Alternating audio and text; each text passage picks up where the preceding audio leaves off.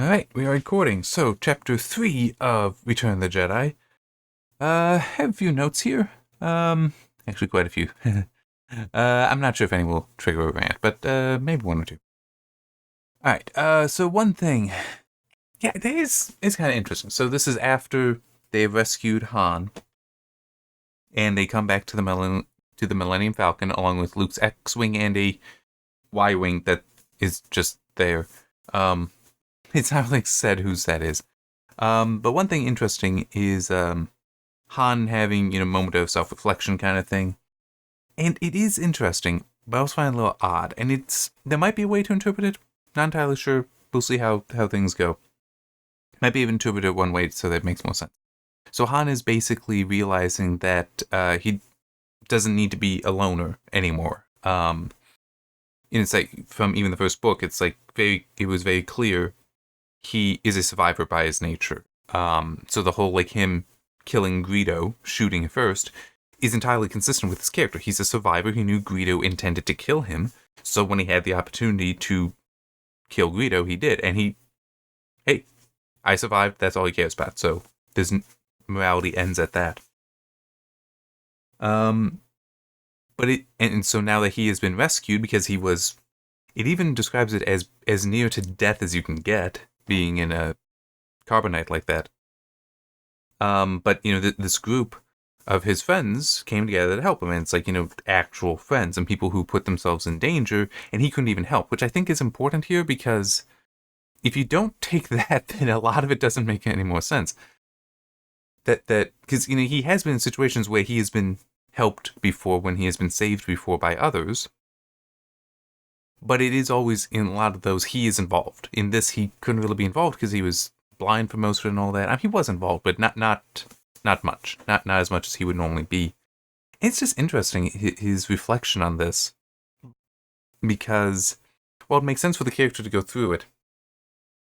And I know this is going to be tired from me, but what about those 3 years between A New Hope and Empire? I was like, did he never really come to understand that these people do care about him, they do love him, they do want to do things to help him? But it still could be how much help he needed, and the fact that he also could not ask, but he still received that help. Because think about it, yes, Chewie has been with him for years and years and years and years, but in some ways those two would be, he probably views Chewie enough as his equal that it's like, they always have each other's backs, and it would kind of end at that as far as how far he would take it. Now, obviously, Chewie would go further for him, and he would go further for Chewie, but that's never been tested. And this is like headcanon kind of theorizing to explain it. So maybe that is how he's seeing this, that now they've actually been tested and they all came through for him, and he's never been in a situation before. So that's the best I can think of, but I don't know.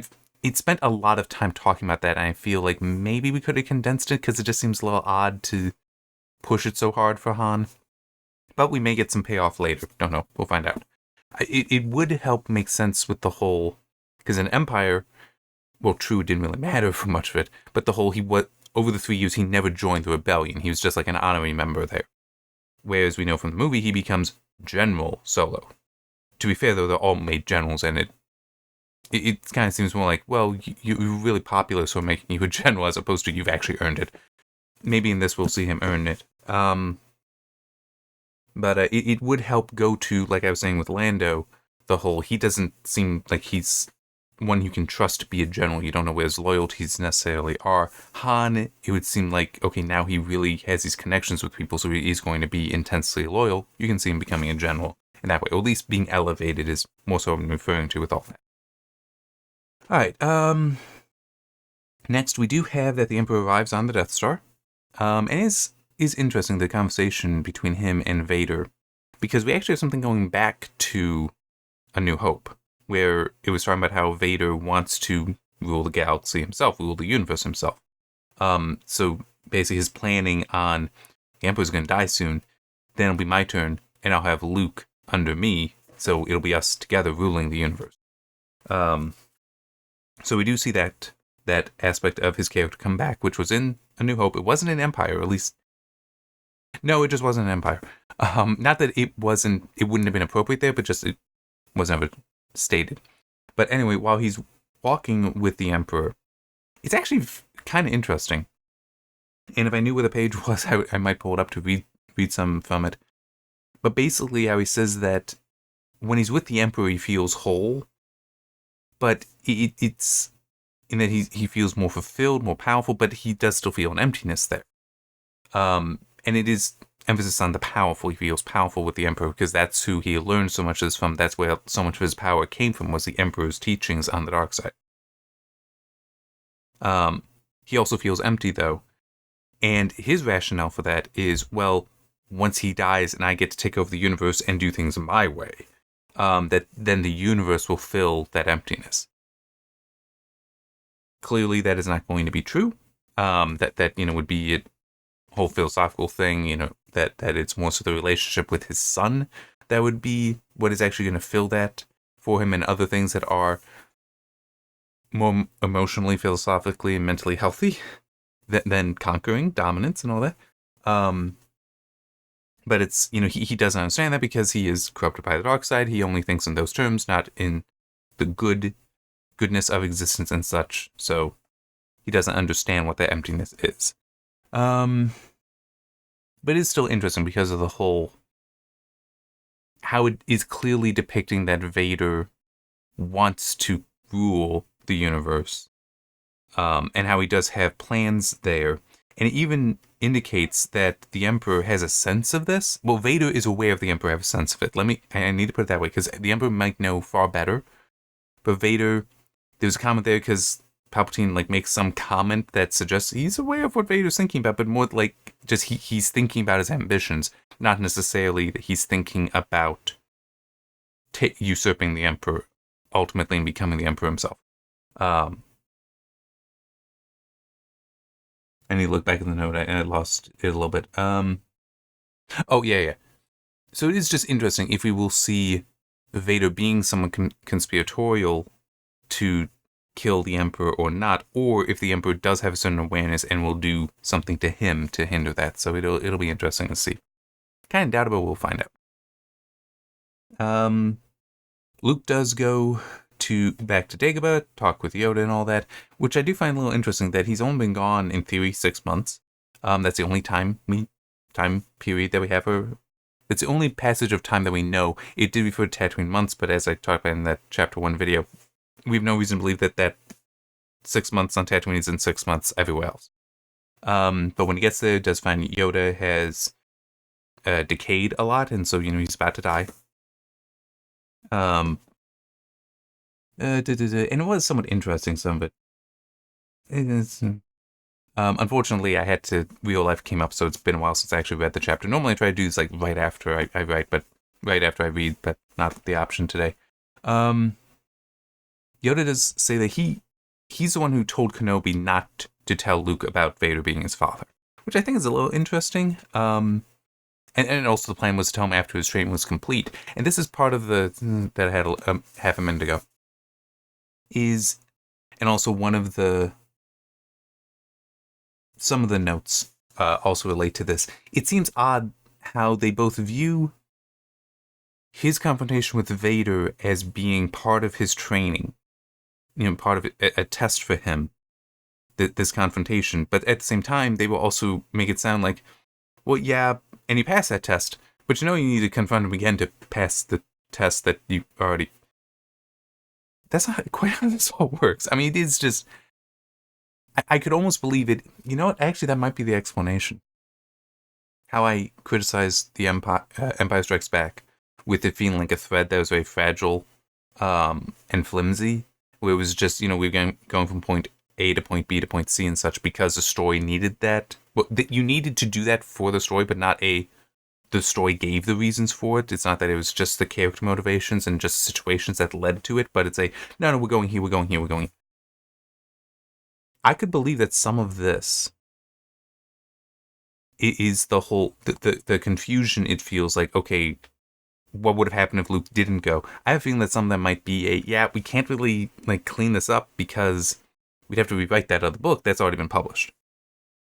So I could believe that some of it is that. Because, I mean, when I went through, I don't remember which video it would have been for Empire, the whole what if Luke did choose to stay, which would be satisfying what Yoda and Ben wanted. Okay. Then he would not have achieved the maturity. He would not have been humbled by Vader as he would needed to be to really mature. And it's also, even if Yoda humbled him, would it have the same meaning? I don't think so. Because Luke would always be able to rationalize it as, well, he's the master, and I'm supposed to be learning from him. Whereas Vader is his competitor, sort of a competitor, somebody who he is supposed to defeat. So there is greater significance there. His failure there is of greater significance than against Yoda. So, it's... As I think about it, I think it is just the weakness of Empires visiting here and making it kind of trickier to figure out, okay, well, why did he have to... What were the actual benefits here? What would have happened if he hadn't gone? It does get a little weird. And I know, I wish I could have, but it's like literally 5 minutes after I finished reading this and typed up the notes that I wrote.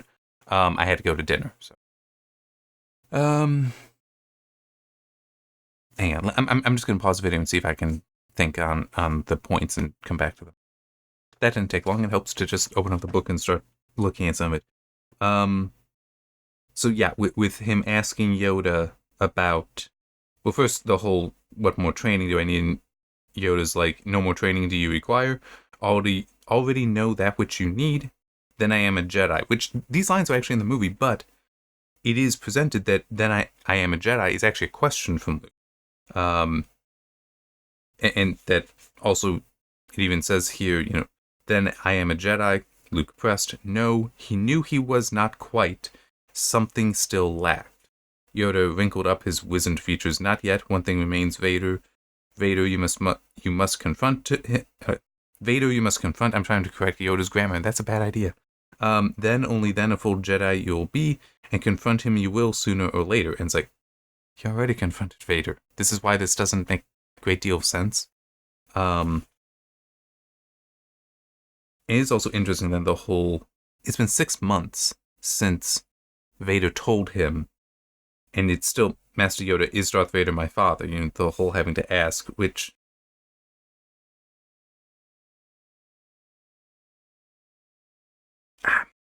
If it isn't quite presented this way,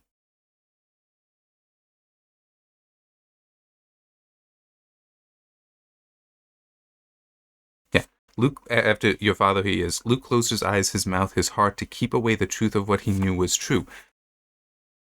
This, I do have kind of a problem here, in that the question is fine, I'll explain why. But Luke should have already, at this point, accepted, yes, he is my father. What the question should be more so, and he's asking it in a more subtle way, which the question as faced, perfectly fine.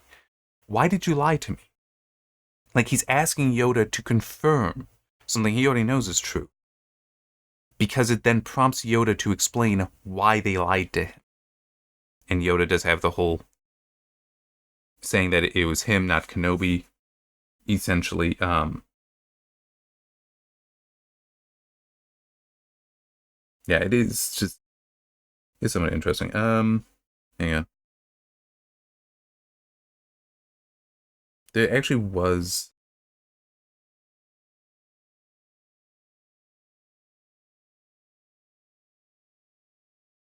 I'm trying to remember, there was something. Yeah, see, now this would make more sense. Luke, of the Emperor beware, do not underestimate his powers or suffer your father's fate you will. It's like, that makes more sense. The whole you have to confront the Emperor. That Vader you've already confronted. As far as the emotional crisis stuff, that you're through. Good for you. You might not be physically capable of defeating him, but, at least you're through that portion, which is important. Then we also have something that's like, seriously, what is it with Luke? He knew Kenobi clearly, that we knew for certain, for 6 days, 5-6 days, something like that. He dies and he's brokenhearted. We didn't get to see that as clearly when Uncle Onan and Beru died. Yoda dies, and again, this maybe was a week. Might have even been less time, and it's still, he's breaking down and is like lost in despair. he knew him how many days? Because it would have been days at best.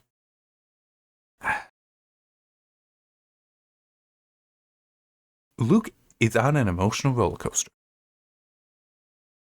And it annoys me a little bit. I mean, him being broken up somewhat, fine, but it still's it's only been a week. And there's also the whole, after he gets outside, there's Ben standing there. So, I mean, it's not unreasonable for Luke to be like, yeah, well, I'll be seeing you in, how long does it take you to form a Force Ghost? Oh, you're gone now. Yeah. Now, the conversation with Kenobi is interesting, because some of it is not in the movie. How Kenobi takes responsibility for creating Vader. And there's one aspect of it that I think you could potentially read into that does provide an interesting context to other things. So as I said, Kenobi takes responsibility for creating Vader because basically he met Anakin, very talented pilot and very strong in the Force, and Kenobi decided, all right, I'm going to train him. And he blames it on his pride, thinking that he could be as good a teacher as Yoda, and so he considers Anakin's fall to Vader as his fault because he didn't teach him well enough. He wasn't a good enough teacher to prevent the fall. Okay. What's interesting here is, I just want to make sure. Oh, no, not that line. Okay. What I think is interesting is if we decide to read into this a little further, reading between the lines, that this is why, because Kenobi does straight up say you can't redeem him. That he is he's more machine than man, implying that there is nothing there to save. I think that could actually be interpreted as his own guilt and pain from his failure. That he has so accepted that as part of who he is, that the idea of Vader being redeemed, he has to reject because he's already accepted that he had failed. And it's a very human thing. The idea that, well, I failed, that can't be turned around, or it would be a shame on him, an embarrassment to him. You would think, though, with his age, he would be wiser than that, and also the whole being a Force ghost would make him wiser, but it does actually kind of make sense, because it is being juxtaposed with Luke wanting to find the good in him, believing it's still there, and Kenobi's trying to tell him, no, it's not.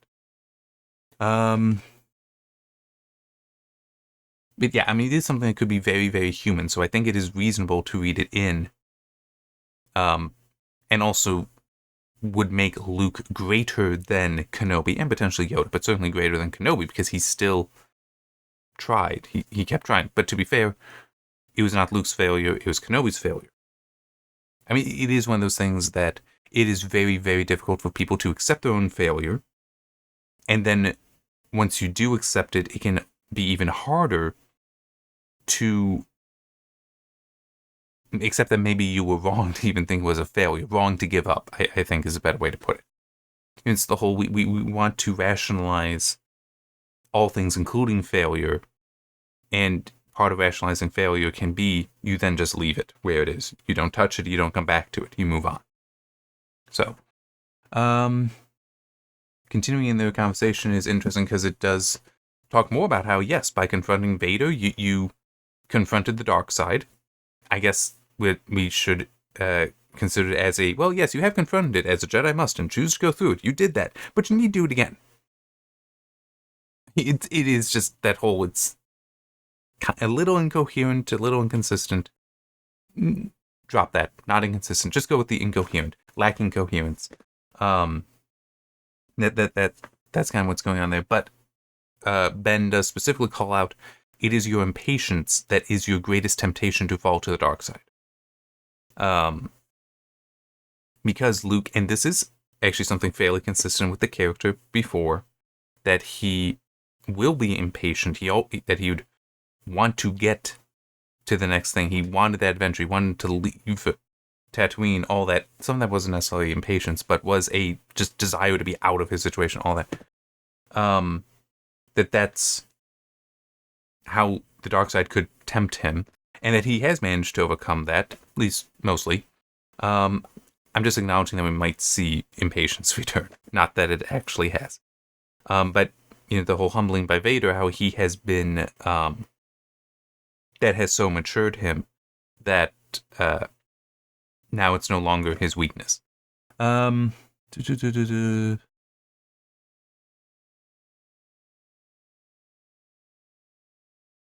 Yeah, the rest of the note I have there is just the whole, that lack of coherence that I was talking about, where it's like, yeah, you've already faced the Vader, you've already had that confrontation, good for you, you managed to not fall to the dark side, good for you. By the way, you have to do this all again because you still need to prove that you're not going to fall to the dark side. It's like, make up your mind. Couple other things that are noted. One is, it actually describes Owen as being Kenobi's brother. Yeah, I don't like that. I mean, it doesn't make sense. Because why would...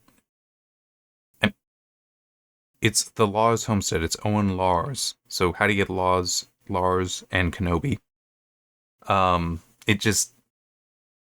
And also, Owen seemed to have great knowledge of Anakin, and referred to him as a brother previously. So that most likely was just an error by... Well, everyone who touched the book, the author and the editors potentially as well. But yeah, so that it's just, I think, an error, which is disappointing because it shouldn't be there. But yeah, and then last thing was the whole Kenobi explaining, because Yoda does say that there was another Sky, and then he dies, but another Skywalker. Kenobi says yes, you and your twin sister, all that. And then Luke, it actually does describe there that Luke is using the Force to basically try to peer through time to like see an image of himself. And this is actually very confusing, but see an image of him with his mother and his sister, and then recognizing that's Leia. But it is kind of odd because it seems to suggest that they spent some time with their mother. But it's also said that after you were born, we took you and separated you so that Vader could never find you. So then this image shouldn't have really occurred unless they're trying to say as infants. And I don't think you're going to be able to recognize many people from when they were infants. Some, yes. Some of us do look very much like we were shortly after we were born, but it's still, yeah. But he does guess it was Leia, and Kenobi confirms, yes, explains a little bit more about that. And one thing interesting is a couple points.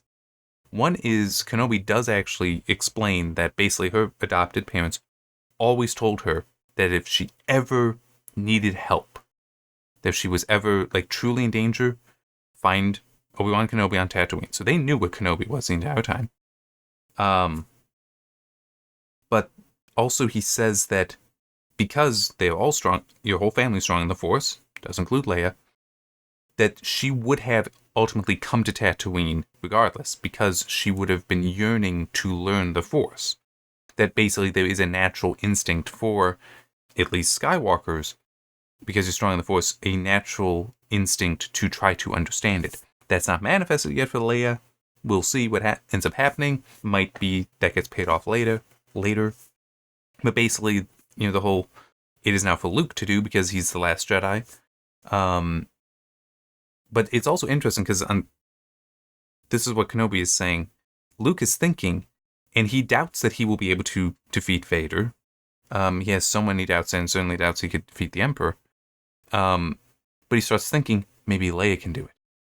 Maybe Leia can resurrect the good in him, because I don't know if I can.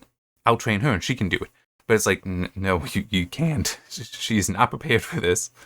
And also, that, and he's only thinking this, but Kenobi does respond in ways as though he has a sense of what Luke is thinking. And Kenobi says, no, but also, this is your destiny, not hers. So you are the one who has to confront Vader. But it is still an interesting thought, all that. But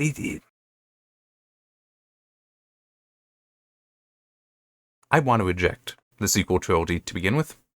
But it is just interesting if you were to try to follow through on this, the idea that she would naturally desire to be trained which you do see in what I think it was Rise of Skywalker, where you see them training, but then they stop it because there'd be some grave risk. Which, to be honest, I mean, none of those movies were good. None of the stories were good either. To be honest, I think that was more of a, well, we just don't want to have to give an explanation, an actual involved explanation for why she doesn't use the Force powers, and we don't want her to have Force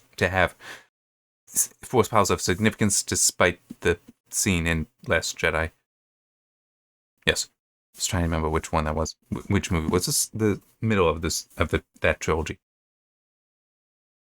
Yeah, let's just throw all that out and go with that. No, she does eventually get trained. Anyhow, man, it's a lot harder to do these videos when it's been hours since reading them. But yeah, it'll be interesting to see what comes from this. But it is, yeah. I mean, I guess I can't really have too many complaints about this chapter. It is just, some of it is frustrating, but it's, like I said, I think a lack of coherence, because they had to deal with a lack of coherence in Empire Strikes Back, and they couldn't just retcon it. Yeah. But yeah, definitely looking forward to, because I do feel like there is room that some of the stuff may have set things up, and we'll see what payoffs we get in the future. Yeah,